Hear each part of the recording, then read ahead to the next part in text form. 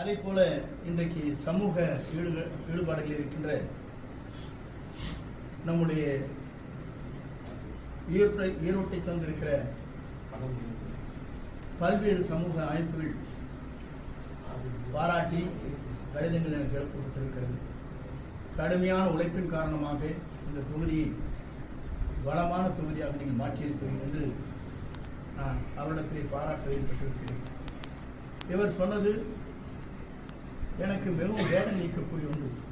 ஏன்னு சொன்னால், சிற்றரசை போல தொகுதி மக்களுக்கு எந்த பணியும் ஆற்றாததை போல, கழக தொண்டர்களுக்கு எந்த உதவியும் செய்யாததை போல கருத்துக்கள் பரிமாறப்பட்டிருக்கிறது.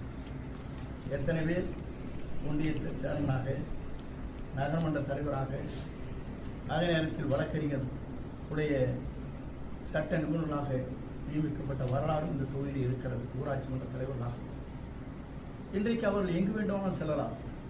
அது ஜனநாயகம் முறைப்படி அவர்களுக்கு